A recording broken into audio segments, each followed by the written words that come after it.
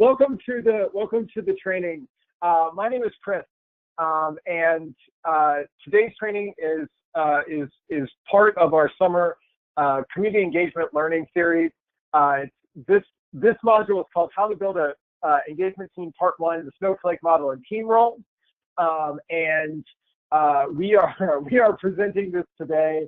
We'll also be presenting this session at the Fall Community Conference if you're there. The in-person version is a little bit different.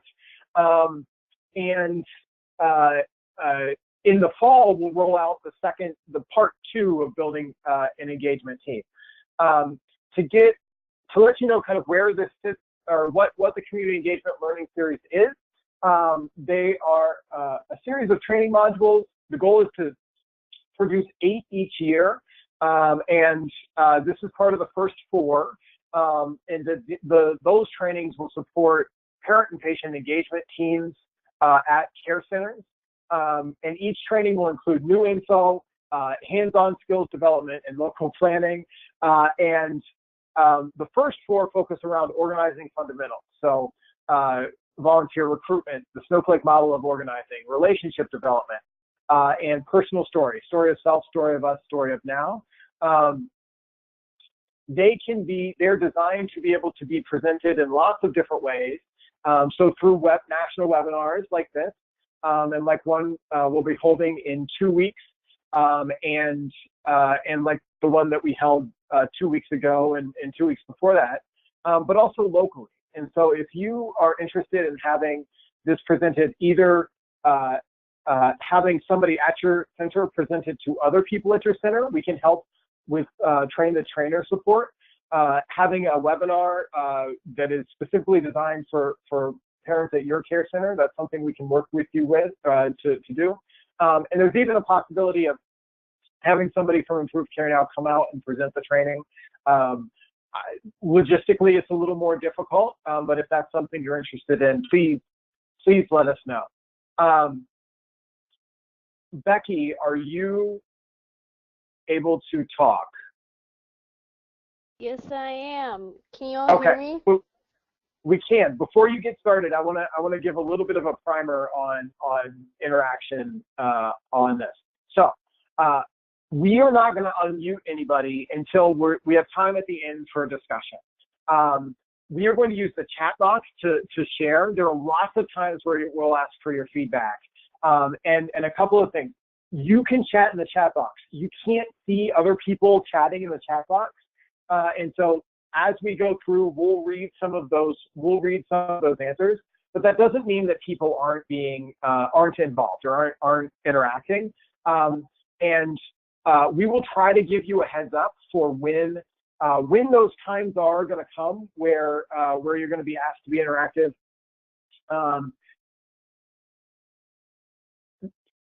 It is that kind of interaction makes the training a lot better.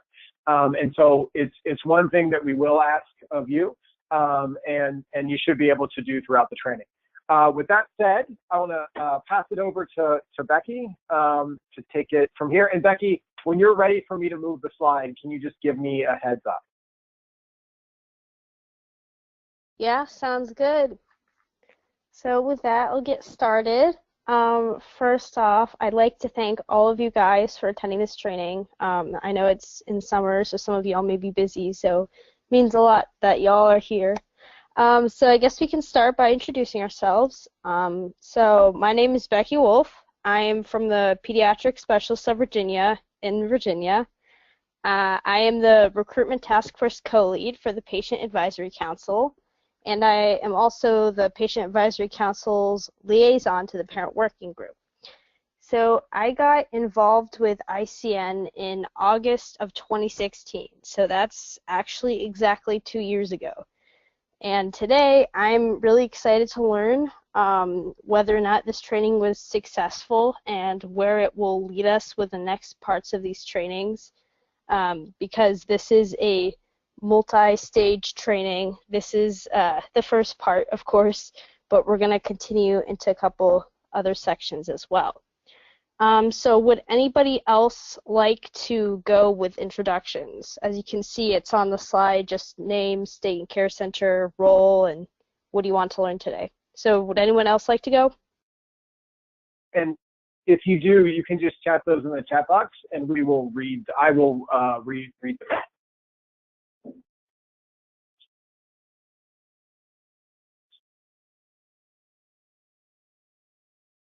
And Becky, while people are giving people a chance to type, I think we can move forward. And then if people do, I can loop back. How does that sound? Sounds good. Can you go to the next slide then? Yep. Great.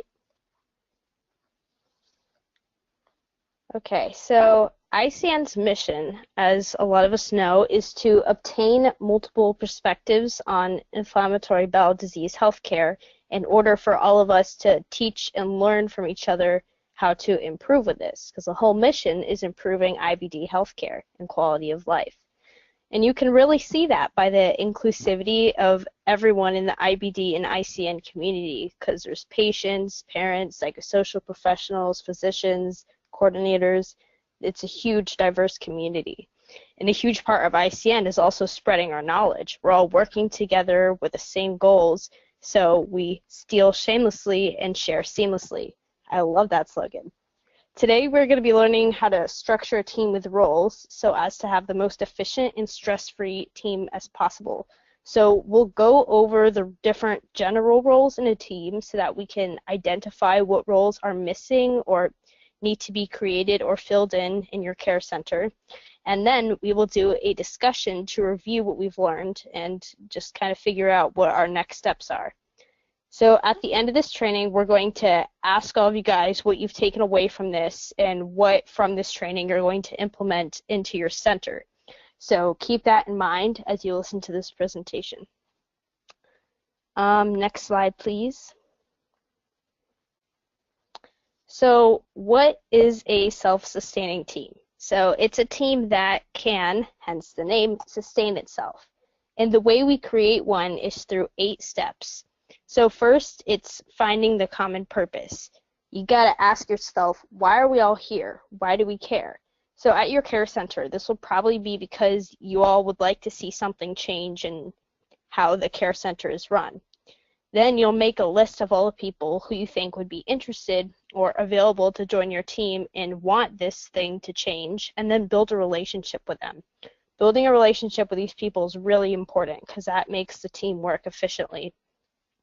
So building a relationship can be reaching out via text, email, over the phone, or even in person if possible. And then once you're friendly with these people, you can inform them of opportunities to get engaged at your center, like IBD Day, Crohn's and Colitis Foundation walks, or, wow, maybe even joining your team. And then once you've got some people who are engaged, you need to identify which of them have the potential to be organizers. Organizers need to be responsible, reliable, and friendly. So once you've found these people, you can provide opportunities for them to help organize projects with your assistance and just generally get involved so you can kind of see how they do. And then this allows them to start to slip into the ropes of organizing, and you can really get a feel for how they're going to be in that position. Then you can start to back away with your participation and just let them take over in new organizing roles. And then finally, you can teach these new leaders how to build their own teams, which is what we're going to do here today. And then I guess, Chris, has anyone chatted in the chat box? Absolutely. We have a few folks. Jennifer from Children's Hospital of the King's Daughters. She's a nurse and a core team member who's been around for 5 more years. How to engage staff, how to engage when staff first needs to be engaged. Jill from Mass General is here. She's been involved with for about 2 years, wants to learn better strategies to engage with patients and families. Anna from GOSH is here, and I don't know what GOSH stands for, but it's a care center, and it's I believe in or near London. And so we've taken training worldwide. And if anybody else types in, I will make sure to get to those. But we're ready to move to the next section. Is that right, Becky? Yes, yes, all yours. Okay, wonderful. First I want to we talk a little bit about what model is most effective for building a team. There are times in here for discussion, and so I'm going to prompt the questions, and then like the last one, I'm going to move on and present, and I'll pause periodically to get to the answers. So these are the first three questions. Times when you've been a part of a team, what are some characteristics of successful teams, and what about teams that didn't work too well together?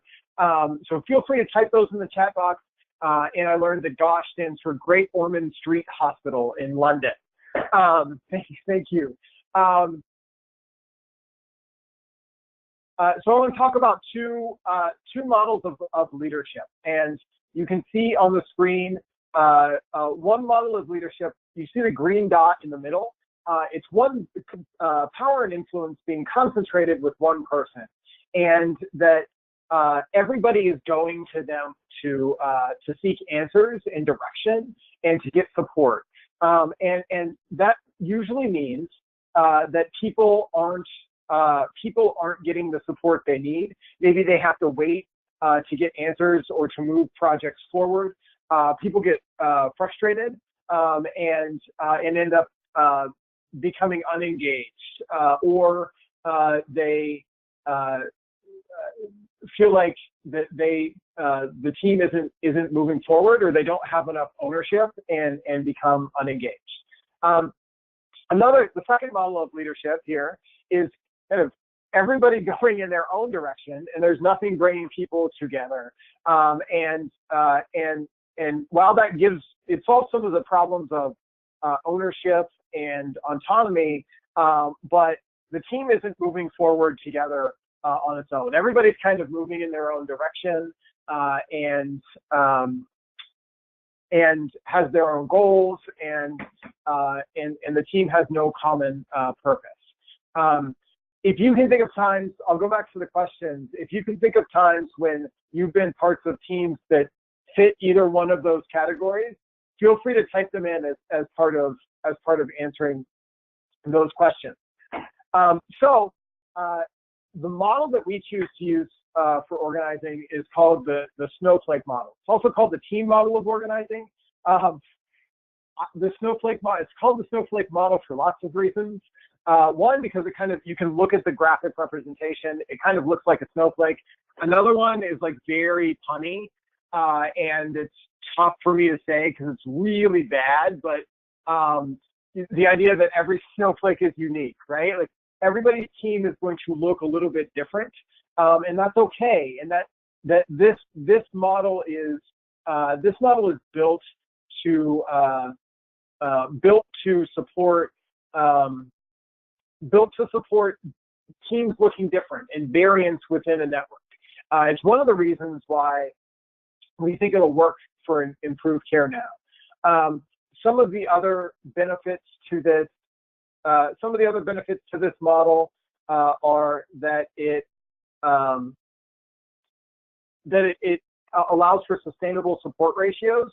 So you can see each of the circles represents a person, and no one person is responsible for supporting more than 4 to 8 people, which means that it increases the likelihood that somebody will be able to get a response, will be able to give feedback, and feels ownership for what they're doing, knows the goals, feels like part of the team. It allows for specialization. So if you see if the person in the center is the organizer, and the next kind of rung out, you see those 4 circles. Those are people who would coordinate a specific area of a team. So it may be that they work on bringing new people into the team, but it allows them to specialize in that area. It promotes leadership development. You're always looking for people who can take the next step, and it's similar to models that we already use now. There are some care centers that already use models like this. there are some, and the PAC and parent working group are loosely structured in this way. So before going on, I want to say that relationships are the backbone of all community organizing. And the last training we gave was all about building personal relationships. And I think one of the quotes from there was that community organizing is just a fancy word for relationship building. But I put this slide in here to emphasize that they're an important part of all teams, and you can't be successful without strong relationships. They're the backbone of teams. They're built on shared values, strengthened by mutual commitment, require constant attention. They're a great source of learning, which I think we all know from the work here in the ImproveCareNow network.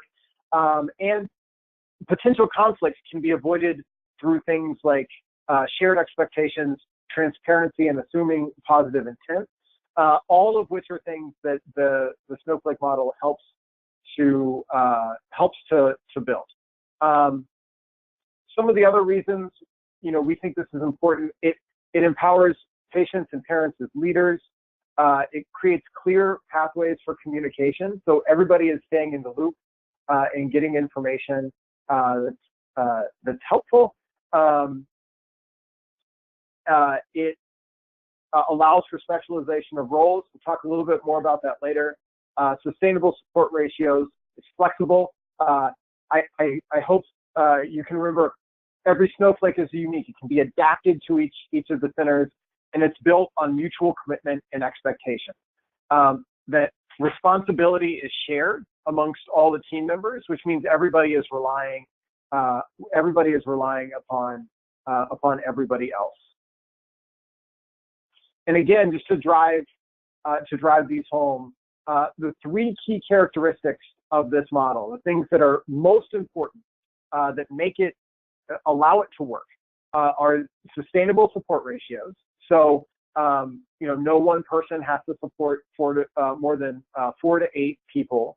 It empowers patients and parents as leaders, gives them ownership over the team and the direction of the team, and it allows for clear specialization of roles. So maybe there's one person who works on developing educational events, another person who works on the team on outreach to providers and care center staff, somebody else on the team who focuses on running a mentorship program, somebody else on the team who focuses on bringing new people into the team. And as the team grows, each of those sections will have people who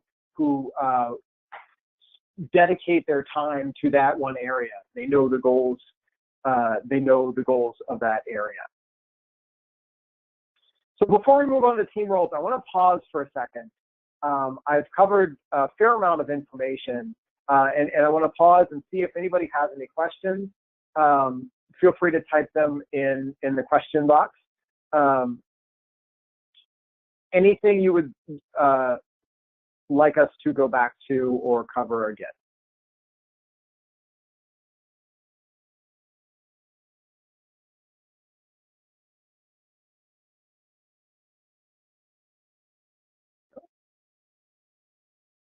Okay, great. I guess, Becky, I will hand it over to you. Again, there'll be time for interaction in these, so please feel free to type any questions you have or that come up while we're presenting in the chat box, and we can get to them at the end of the section. Becky, you want to take it away? Sure thing.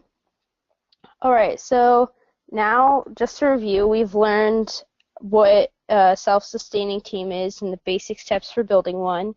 We've learned what the optimal team structure looks like, and we've learned what works best with efficiency. So now we're going to go over the 3 general roles in every team. So these roles aren't like specifically ICN roles. but you'll be able to really find a counterpart for each of these in pretty much every team or group that you'll be in. They're just the basic roles that you'll find in any team. So first we have the organizers. So next slide, please. And these organizers are the center node, essentially, of the snowflake. So these organizers have to have a really large portion of knowledge about the group. They have to know a good amount about what the group does and the group structure. And then this way, they're able to effectively teach people in each node of the snowflake how to best do their task and help coordinators do their task, which we'll get to next. So organizers also need to be able to see the big picture. So, for example, if some team member has a goal or an idea, the organizer needs to be able to take a step back and see how that idea or goal is going to affect the other nodes of the snowflake and how it's going to affect the group in the long run. So, for example, if a PAC member wants to start a new project, the PAC co-chairs have to consider how that new project is going to affect the rest of the different branches of the PAC. Will people in other task forces need to help with this project? Will this new project benefit the future of the group? And at the same time, the organizer needs to be looking out for the team and thinking in their best interests. So maybe is starting this new project going to actually benefit the team? Do we have the time and the manpower to do this right now? So the organizer essentially becomes the voice. This person is like the voice of the group. So some characteristics of successful organizers.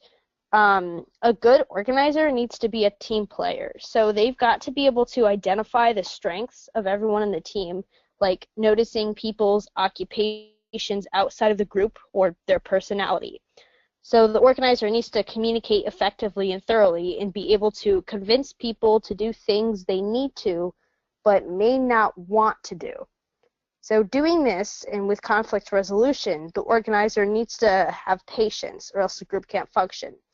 They also need to be looking for the future of the group this whole time. Who will take over when I'm gone? How will this project help our success in the future? And they're just constantly asking themselves these questions. How will this benefit the future? How will this benefit the group? And finally, an organizer needs to be inclusive. A huge theme in ICN is that unique perspectives are essential to developing a better system. Having people of different genders, races, ages, financial statuses, locations, etc., really helps the team be able to think and work diversely and to the best of its ability.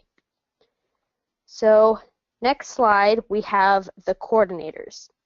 So the coordinators are the people leading different sections in the group. So as Chris said earlier, we've got the center node and then the 4 different ones right outside of it. Those are the coordinators.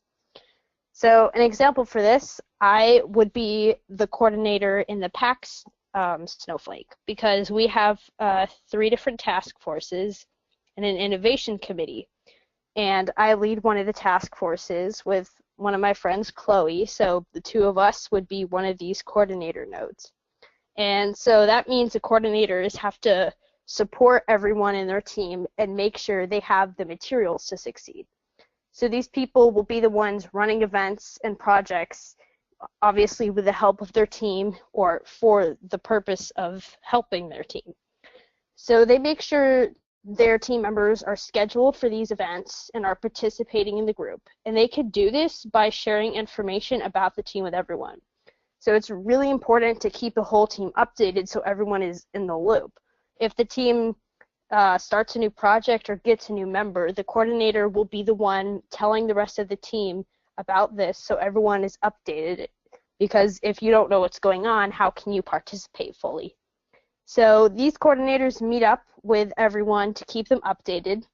They can have one-on-one meetings, which are also very beneficial to the coordinators. One-on-one meetings can help people build a relationship individually, and I've also found that one-on-one meetings can really boost engagement, and it can help people individually and give them the ability to assess where each of their team members are at. So what does a coordinator look like? So these people are task masters. They know how to get things done efficiently and on time.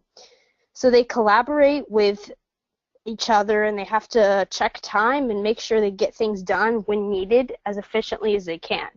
And they have to take initiative and show their enthusiasm with the team itself to make sure everyone, all the team members, are excited in participating as well. So that means they need to be able to identify what the team members want to do and match them to activities and roles to best meet their interests, and not necessarily just put them in a role that needs to get done but they may not necessarily want to do at all. And then next slide, we have team members. So this is definitely going to be your largest group of volunteers, and because of that, they may be involved in multiple areas. They attend events, work on projects, and connect with each other, often intermingling with different groups. So an example of this from the pack, again, is that right now, people in the recruitment task force are collaborating with the communications task force on a new project. So that shows, since team members are the largest group, they communicate and collaborate a lot. And these people are really crucial to the team. Without them, there can't really be a team. So that means that these people need to be reliable so that the coordinators and organizers and the other team members can depend on them.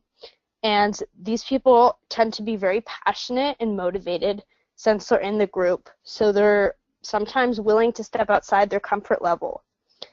And in the second, so just to kind of conclude that, I'll just mention that in the second part of this training, which I mentioned earlier, it's a multiple part training. So this part, we're talking about team structure and general roles. And then in the second part of this training, we'll talk more about team roles that are specific to ICN coordinators, so we'll get more into the different specific ICN roles. So to briefly overview that, there are a lot of different roles in the ICN community, like a lot. So we've got organizers, and our organizers are supporting our teams, helping to produce resources, and arranging events, meetings, and activities. They manage our relationships with other groups and help us improve ourselves with feedback. So some examples of ICN-specific coordinators are here on the board. You've got the community builder, storyteller, provider engagement lead, PAC, parent working group liaison, training lead, data lead, and QI lead. So that's like a little brief, this slide is a brief overview of some of what we're touching in the second training. So make sure to keep an eye out for that. And that was, wow, that was a lot of information, and we went through that pretty fast. So if anyone has questions, put them in the chat box, and we will get to them at the end. I guess, and then Chris, over to you. Yeah, so now is the time that we have set aside to actually talk, answer any questions, and share, share with each other, thinking about what things may be most helpful for you at your centers, or what specific questions you have about how to do things there. Michelle, if we could, we want to try to unmute everybody so we can have a conversation. It's a little tough to do. And you should all know that you're unmuted, and so if there's stuff going on in the background, everybody will be able to hear it. If you want to keep yourself muted, you'll have to mute on your end. But I wanted to kind of open up the conversation. So with that said, everybody should now be able to talk unless you mute yourself. What questions do you all have? What of these things do you think were particularly helpful? If you'll bear with me, I want to switch over to a worksheet that we've developed that hopefully will help to figure out like who can fill different roles, and this will be shared in the follow-up email that comes out today. I'm just going to briefly go over what this is. So you can see here it's a model of the snowflake, and in each of the circles, you can put, you know, what that specific task force would be, so what their focus area is going to be, and then you could put people under task force leads who lead that area or who are potentials for leading that area, and then people who may be potential team members for that area. And then in the middle is the person who is the team leader or the organizer. This will come out afterwards. These are all also on the exchange. I think Michelle in the questions box put a link to those. This diagram is one of the key coaching tools that I have used in the past. When I would work with people who were developing these teams, we would sit down once a week or once every couple weeks and just go through. Say, great, let's draw your snowflake. And it helps to figure out what areas of the team are strong, what areas of the team need more support, and any adjustments that need to be made. And so I'm going to go back to the presentation with the questions on it, but this diagram will be there for you all to use. What else? What other questions do you guys have? We covered a lot of information, and while I would love to think that we just nailed everything, it seems unlikely that they're. Go ahead. Chris, it's Anna here from London. Hi. The kind of task forces that I would be thinking of at Great Ormond Street Hospital would be membership, communication, and that would include the social media aspect of things also. Webinars is something that we are very keen to do, as you already know. And what other task forces could we be looking at? I presume it would be the parent support group. It would be a support group particularly helping out people within the parents and the patients groups. Do you think that's about right? So I'm having a little trouble hearing, and so I want to repeat back the things that I heard, and maybe you can try using the chat box for. Yeah, I'll put my comments in the chat box. Thank you. And I'll over here. Yeah, and I'll read them out so everybody can hear them. I want to, I guess, start with. I think one of the things you mentioned was what types of groups does this work for? All of them? Any of them? And going through this specific training, I would say if we go back to the slide that has the Snowflake model, a training like this on like how the nuts and bolts of organizing will work, I tend to think these work best for people who are in the either the four coordinator role or the center of the organizer role. You mentioned membership, communication, webinars, and parent support groups. Those sound like great task forces. My guess is there are a lot of other areas that would have a lot of other teams that would have things that are similar. And I have an echo. Let me see if.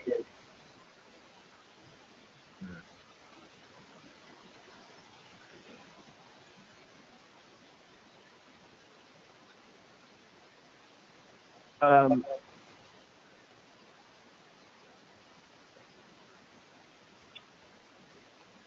don't know how to fix it other than muting everybody. Michelle, could you mute everybody and see if it fixes it?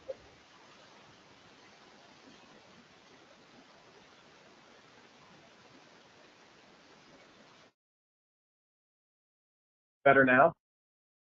No echo anymore? Does that seem to fix it? Yeah. Okay. So we're gonna leave everybody muted and try to use the chat box. And if it is easier to talk, we can unmute people one at a time.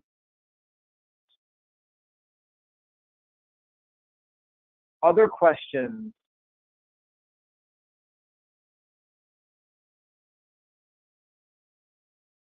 Are that like unmute y'all? Can you unmute Lisa?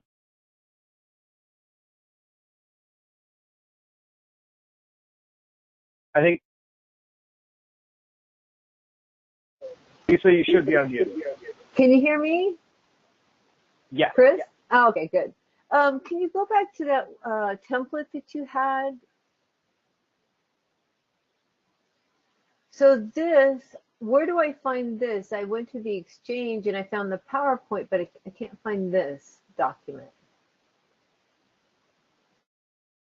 We saw it may not a specific board on that one. In just a second, I'll put it in the chat box.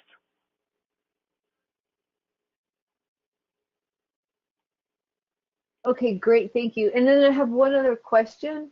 So maybe I missed it, but is there a center that is like a model Snowflake model that you know of, that you could actually, like, using that template, show the people and their roles and kind of like maybe a description of you know what each of them do?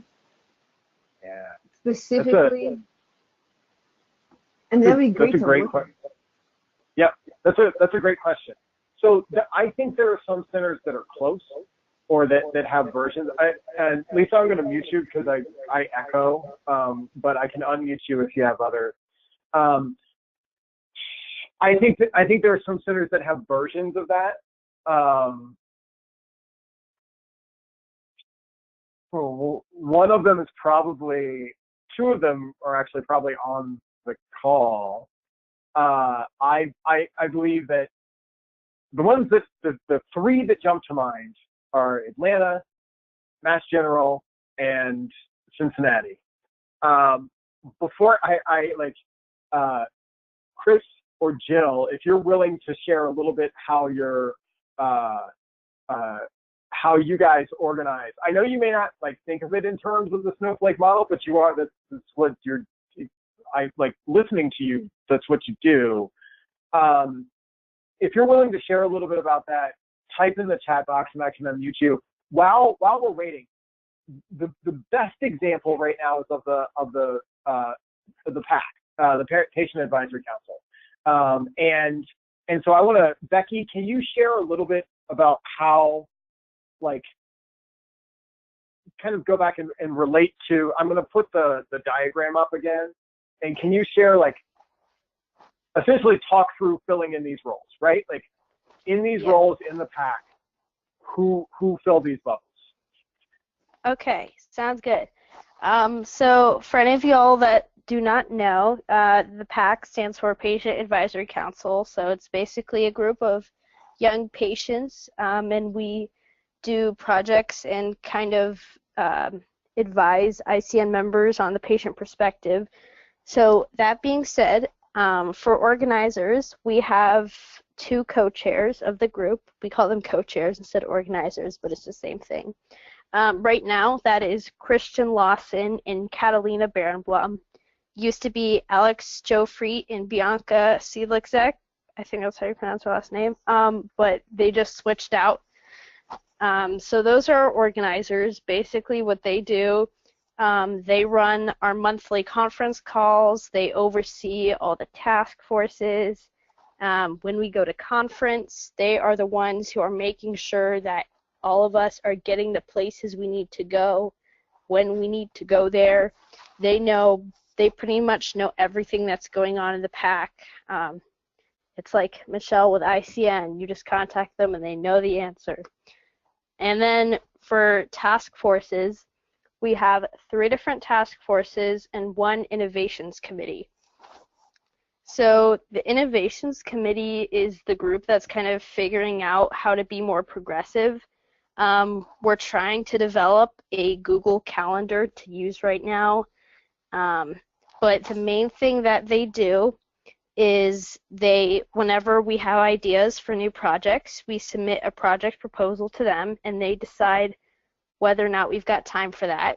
So that's what that task force does. And then the lead for that, I'm not sure who it is right now because we just had a huge swap of leadership with the new, I don't know, we just had like 5 new people join leadership roles. So I'm not sure who the leads are for that right now. But I know it's a female, and I know it's 1 person. So then I'll get to the 3 task forces. Now that I think about it, our model actually perfectly fits this because we have 4 different sections. So our first task force is the Advocacy Task Force. The leads for that are Missy O'Doherty and Rosa Kalekian. And their task force, basically, their job is running and contributing to projects that we create. And other PAC members or team members, since there's so many of them, we all collaborate with the projects. It's just the advocacy people who are leading them. Because, as I mentioned earlier, our team members are the biggest group of volunteers. So we've got them working on projects. Whenever we develop new toolkits, it's always a mix of people from different task forces. So the next task force is our Communications Task Force. This is led by Natalie Beck and Lexa Fenster.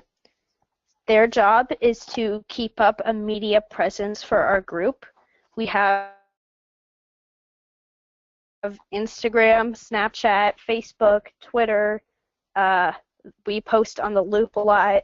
If you look through the Loop, there's a couple of patient blogs that we've done in the past few months. So their job is just making sure people know our name and know what we're doing. And then finally, we have the Recruitment Task Force. That is my task force. It is led by me and my friend Chloe Sayers. Basically what we do is we recruit new people into the PAC, and we make sure that their recruitment is efficient and easy, and then we just kind of generally keep an eye on the engagement of the group and make sure everyone is participating as much as they can and want. So that is our basic structure with specific names. And then for each different group, I think the Innovations Committee has, I want to say, 4 team members in it.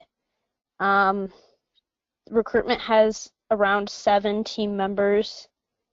Communications, I think, is 14, and advocacy is 26. I mean, I don't think those are the exact numbers. That was the last time I checked it, but it's like, it varies. But as you can see, there are 2 co-leads for each of the different coordinator roles or task forces. So that's like, including organizers, that's 10 leadership positions, and then 26 plus 14 plus 7, like, there's a lot more team members than leadership positions, which is how it should be. So that is how the PAC structures ourself. Did that answer your question? I think it did. Well, for me it did. I want to. So if you have questions for Becky, type them in the questions box, and I'm going to unmute Jill from Mass General to give kind of a local perspective. I want to, like, the PAC has been working on that for a while, and you have a ton of people involved, and it fits really well into this. That's not what it always looks like, and so I want to, Jill, I'm going to unmute you, and maybe you can share.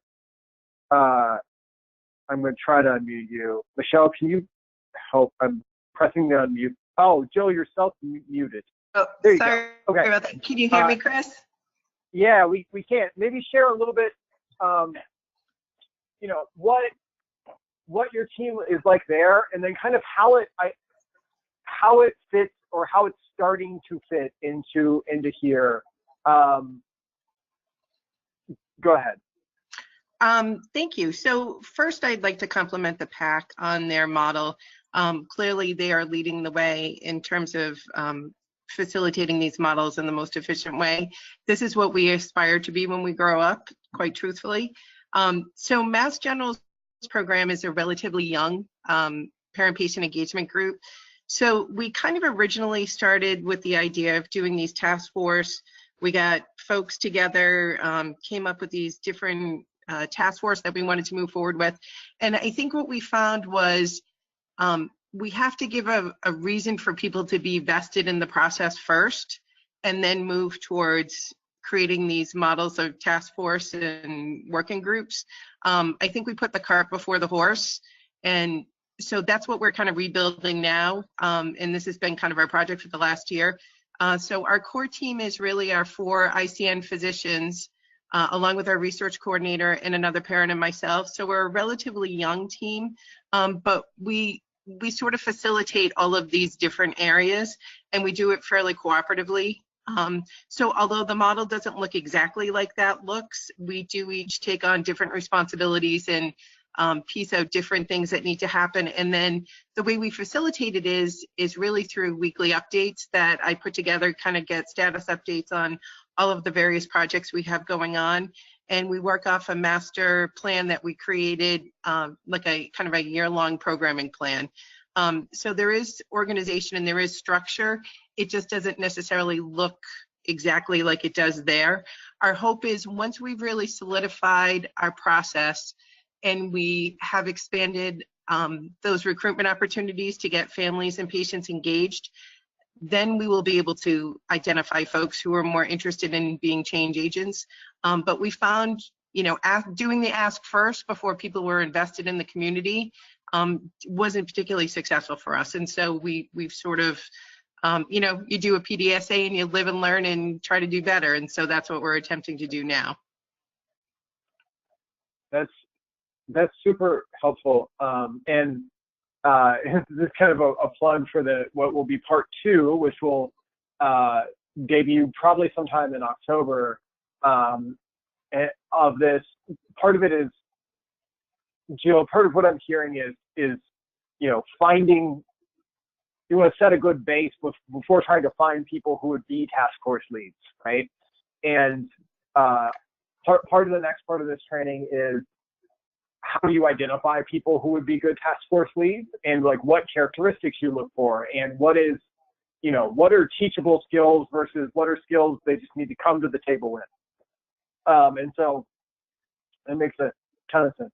That was helpful. Any questions for Jill or Becky? I know we only have a few minutes left. Lisa asked if we could get a completed one of these templates. Yes, we can work on that. And I would say though, don't feel beholden to what specific task forces are being used in different places. That's designed to be specific to what your needs are. And so it may be that social media and membership and innovation are ones that are helpful to the PAC, but your center may not have a need for social media, right? It may need something else. And I do think that there are some that are probably going to be universal. A community builder or a group of people who reach out to new people who are interested in joining the team is one of them. But we can get that sample Snowflake and upload it to the exchange where these things are. I want to also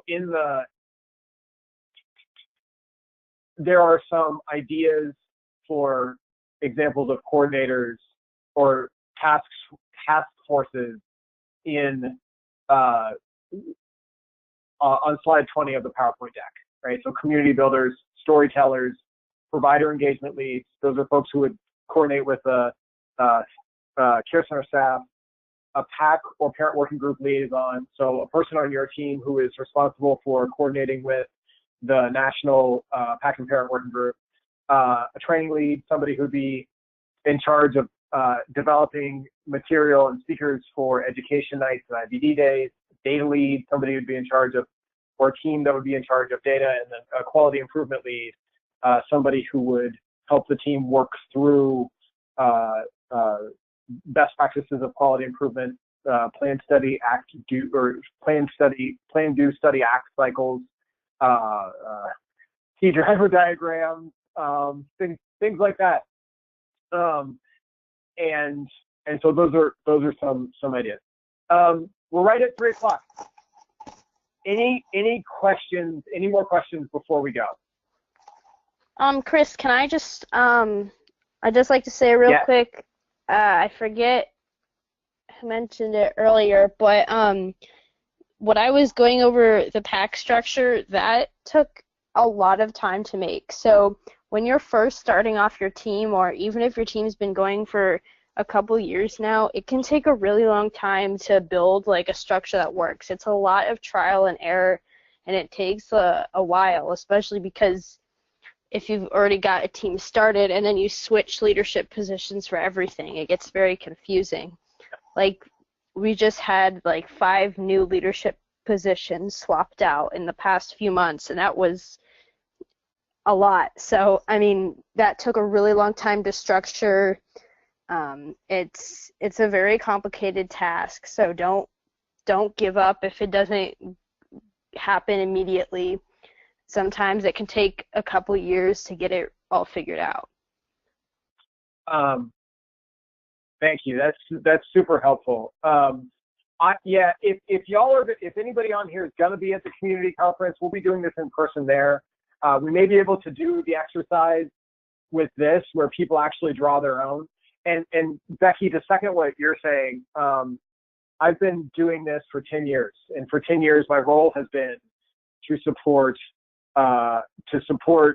people as they're building these teams.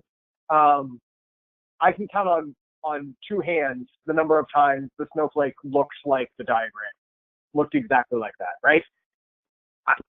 There are 1,000 different ways. It's those 3 core characteristics that define success, right? Sustainable support ratios, empowering volunteers as leadership, and specialization of roles and clear responsibility. Our contact info is on here if you need anything. The next one of the engagement series, community engagement learning series, will be 2 weeks from yesterday. We are doing it at 8 o'clock 8 o'clock at night Eastern time, to hopefully be more accommodating to folks who are on the West Coast. And it is on story of self, story of us, story of now, how to craft your personal story, to talk about, to build your engagement team. And you can RSVP on ImproveCareNow.org/event. Becky, any last words before we go? Yeah, thank you guys all for attending. If you have any questions at all, please feel free to reach out to me if it's on this training, or if you want to learn more or work with a PAC or anything you need at all. You need only email me or text me. Actually, no, my number's not up there. So yeah, email me. And thank you guys all for coming. I really appreciate it. And I'll close with a shout out to Becky. Y'all should know, like, she developed most of this training and did so after like reading, essentially reading a guide on like kind of how this is built, and then put it all together as something that could be presented and could help to be a teaching tool. And that's really hard to do. And so, Becky, a shout out to you. And y'all should, I am excited, and y'all should be excited. The next version of this was almost 100% developed by Becky, and so it's going to be fantastic. We're all very thankful. You've done a wonderful job here. Thanks everybody. Thanks everybody. Have a good afternoon. Please feel free to reach out with any questions. You should get an email today that has the materials and a survey asking you to grade us. This is the first time we've done this training publicly, and so any of your feedback will be helpful. Have a good afternoon. Thanks everybody.